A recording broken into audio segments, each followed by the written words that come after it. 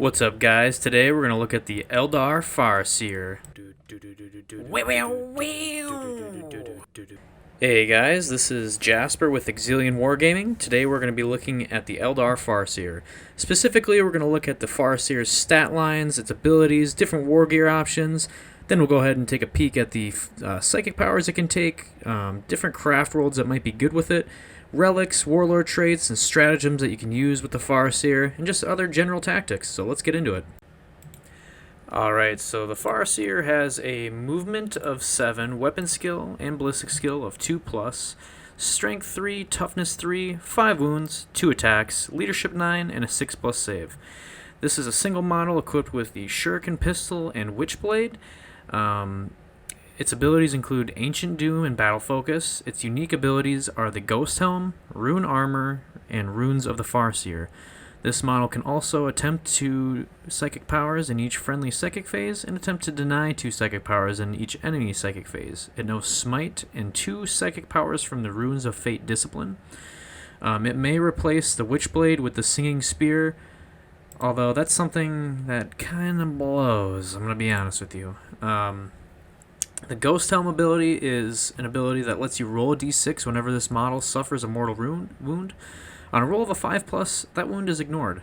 The Rune Armor's ability gives the model a 4+ invulnerable save, so it takes away that shitty 6-up save and gives it a nice, sweet 4-up invuln. And the Runes of Farseer, once in each psychic phase, you can reroll any number of dice used for this model's attempt to manifest or deny a psychic power. That's big. That's real big. And honestly, just looking at this unit, it is one of the best psychers in the game. Now, this thing base is going to cost you 115 points, and for it, I mean, look at it, you get 2 casts, 2 denies, and it knows a total of 3 powers, including Smite. As you're going along here, you're going to see that the Eldar have access to some of the best psychic powers in the game, so really, all you're going to be using this model for is that, so let's get right into those psychic powers. Alright, so, mama, the Farseer has access to a lot of psychic powers. It can pull from 2 different psychic trees, it can pull from the Runes of Fate or the Runes of Fortune. Now, I'm just going to read this list quick, and then we'll go into each specific psychic power to determine whether it's good or not. So, before I start stuttering, let's fucking get after it. Alright, so the Runes of Fate. So this is its original one from the Codex. It can know Guide, Doom, Fortune, Executioner, Will of Izurmin, and Mind War. And then we have Runes of Fortune, which is the new one from Psychic Awakening. That we have Fateful Divergence, Witch Strike, Ghost Walk, Crushing Orb, Focus Will, and Impair Senses. Alright, so the Runes of Fate. So the Runes of Fate consists of 6 psychic powers, and the Farseer has to pick 2 of these. So let's go over them now. So Guide has a warp charge value of 7. If manifested, choose a friendly Asuryani unit within 24 inches of the Psyker. You can re-roll failed hit rolls for that unit's ranged weapons until your next psychic phase. So Guide is a pretty good psychic power, so as you can see it's re-rolled failed hit rolls, so it's not the new Chapter Master re-roll all hit rolls. Although now in this new edition, with minuses not really mattering as much, it's not that big of a deal. So what you really want to cast Guide on are large units with lots of shots. So think like Dark Reapers, big units of Warwalkers, like units of 3, big units of Shining Spears, Guardians, anything with a lot of shots that you're really getting a lot of value out of that Guide. Something like a Wave Serpent with 2 Eldari missile launchers, I mean, yeah, getting to reroll that 2 shots is nice, but it's really better used elsewhere, and if you don't really have a big unit that you can get a lot of effectiveness out of Guide, I probably wouldn't take it, to be honest. Alright, the next one is Doom. So Doom has a warp charge value of 7. If manifested, choose an enemy unit within 24 inches of the Psyker. You can re-roll failed wound rolls against that unit until your next psychic phase. Now keep in mind, it is both the shooting and the melee phase. That is big. So Doom is still a really good psychic power. If you have a bunch of small units, like a bunch of small Dire Avengers, just a bunch of small arms fire, being able to focus down one big target like a knight is pretty valuable. Although, I'm not going to lie, right now, the Eldar meta a big portion of it is running MSU vehicles, so things like wave serpents with star cannons, falcons with, their pulse lasers, star cannons, stuff like that. Using the expert crafters gives you a reroll wound anyway, so really Doom has taken a backseat a little bit, but I still think there's a place for Doom. It's really valuable if you're shooting a bunch of shuriken into something tough, just to be able to reroll everything and fish for those sixes. So it's definitely, like almost every single psychic power the Eldar has, it's very build dependent. You don't build your army around the psychic power, you build your army and then you put in a psychic power that works for it. That's how I do it, at least. I suck, so I don't know if that's right or wrong. Let me know in the comments below. Alright, next up we have Executioner. Executioner has a warp charge value of 7. If manifested, the nearest enemy unit within 18 inches of the Psyker suffers D3 mortal wounds. If a model in that target unit is slain as a result of this, the target unit suffers an additional D3 mortal wounds.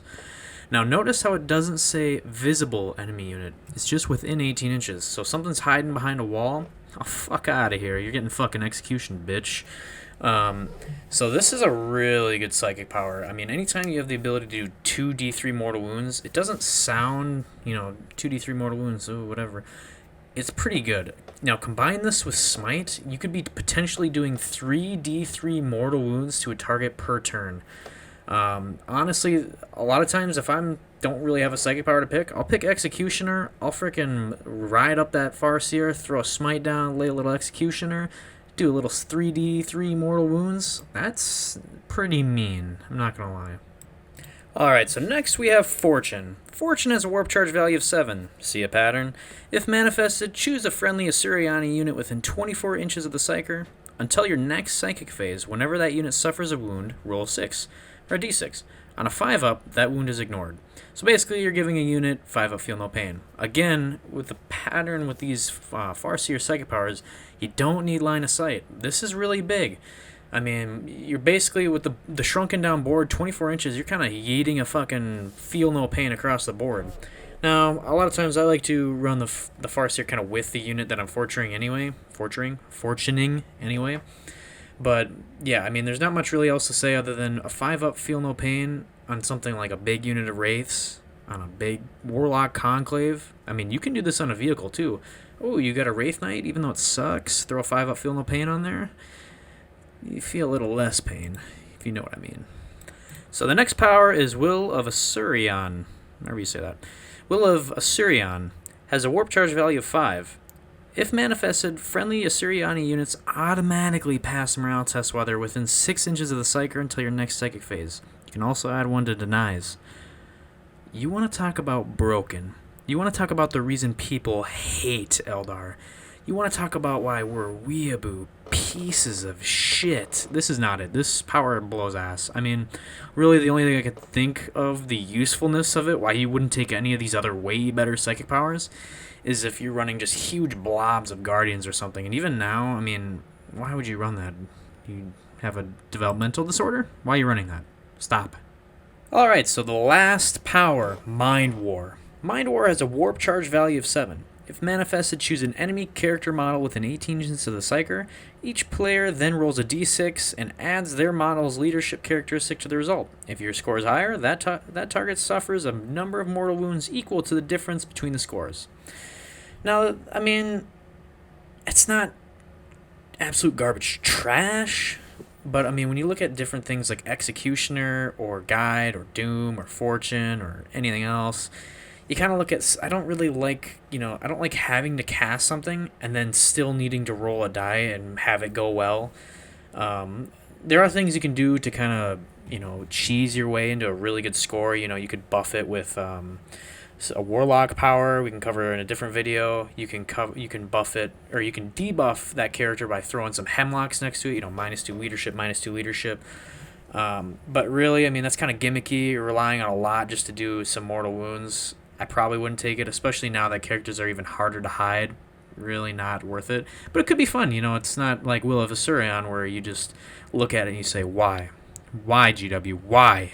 So that's this whole psychic discipline explained. Looking at it all, really there's 4 clear winners: Guide, Doom, Executioner, Fortune. It's all going to just depend on how you build your list. You know, if you're building a huge blob of Wraith Guard with the shields, you're going to want to Fortune them, give them that 5-up Feel No Pain.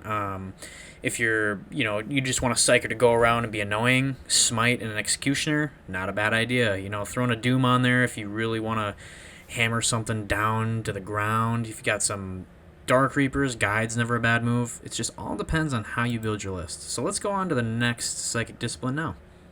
Alright, so the next Psychic discipline that the Farseer has access to is the Runes of Fortune. Now, before I get into all the Psychic powers, I'm just going to quickly explain how this one works, because it works differently than any other Psychic discipline in the game. So, with the Runes of Fortune, it's in the new Psychic Awakening. Basically, you replace Smite with one of these 6 powers. It's actually pretty cool. I don't think any other discipline works like that, so in addition to knowing 2 powers from the Runes of Fate, you will now also have access to replacing Smite and getting one from the Runes of Fortune. So let's get into the powers. Alright, so the first power, Fateful Divergence. Warp charge value 4. Select one friendly craft roll unit within 6 inches. Until your next psychic phase, they can reroll a single hit roll, wound roll, or save roll. Basically, it kind of gives it like a little bit... It gives it like a expert crafters, basically. So if you're not playing with that craft roll, like if you're pretty dense, you don't have it, use this. It can be okay on something like, big Wraith Seer or something. Probably wouldn't replace Smite with it, but, there's a use for it.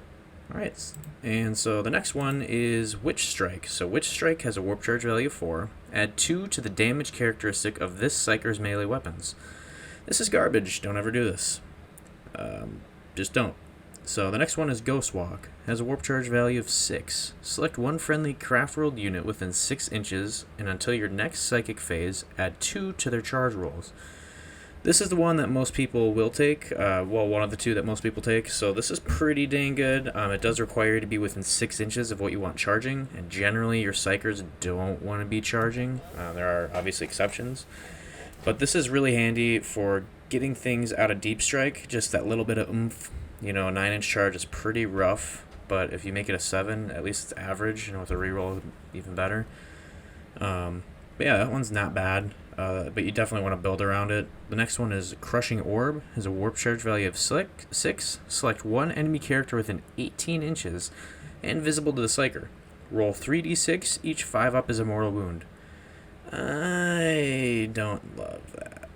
Honestly, like I said before, within 18 inches, pretty close, but also you don't really...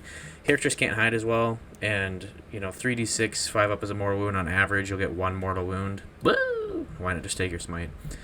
Next one is Focus Will. Warp charge value of 6. Select a friendly craft rolled Psyker within 6 inches, and until your next Psychic phase, add 2 to any Psychic test taken by the chosen Psyker. This is good. This is what you're here for. This power is sexy. It's sleek. It's slender. Being able to add 2 to... the Eldar have some of the best Psychic powers in the game, but the caveat is a lot of them, take a 7 to roll. If you can bump that down to a 5, it's really mean. This is best used on something with like another Farseer, maybe a Warlock that, those Warlocks struggle to get those 7-inch casts, but make it a 5, it's not so bad. It's insanely valuable on a Warlock Conclave. I've tried it. I really love running a big blob of Warlock Conclaves using Focus Will, because you just get a lot more value out of it. Then the last one, Impair Senses. Warp charge value of 6. Select one enemy unit within 18 inches and visible to the Psyker, so one of the only ones you have to be visible. Until your next Psychic phase, the unit can only shoot the closest visible unit unless the target is within 18 inches. I guess it's okay. The smaller board size, it's less valuable, obviously. Basically, if you want to protect something in the back of your, you have a big unit of Dark Reapers you don't want shot, this can protect it, but, honestly, Alright, so to wrap up this Psychic discipline, the clear winners are Ghost Walk and Focus Will. I really love taking a Farseer with Focus Will and Fortune, and, whatever the other one's going to be, but I'll Fortune a big unit of Wraiths, and then I'll Focus Will Warlock, so then I can get Protect off easier. Makes it really easy to get that big unit of Wraiths up to that sexy 2+ armor, 3+ invulnerable, 5-up Feel No Pain. Ghost Walk's good too, you just gotta build around it. So let's get into the next thing that I have planned. Yes, the craft worlds. As you can see, you know, I've only put one craft world down, the Children of Prophecy. It's in Psychic Awakening, custom craft world. When a psychic test is taken for a model with this attribute, each individual dice roll of a 1 is treated as a 2. It's pretty great. I use it a lot. It's super nice using it with warlocks, with Farseers. It just helps. Every little bit helps with their psychic. Obviously, other craft worlds are really good, but this is the only one that I found that, you know, it's really specific towards, you know, Farseer. I usually like to take at least one detachment with this. By God, we are 15 minutes in. Are you still fucking here? I wouldn't be. Alright, so relics and warlord traits. Eldar have garbage for both. Just trash. As you can see, Felchu's Wing, the bear has a move characteristic of 12 and can fly. I mean, it's not bad. You're adding 5 inches to the move and can fly. Yippee! You save 20 points, I guess, by not having to take a Skyrunner. But, that's literally the best thing I could find. That's probably our best relic, which is sad. Our warlord traits, the only ones I could find that you might use. Focus Swiftness, add 2 to your warlord's move characteristic. Yippee!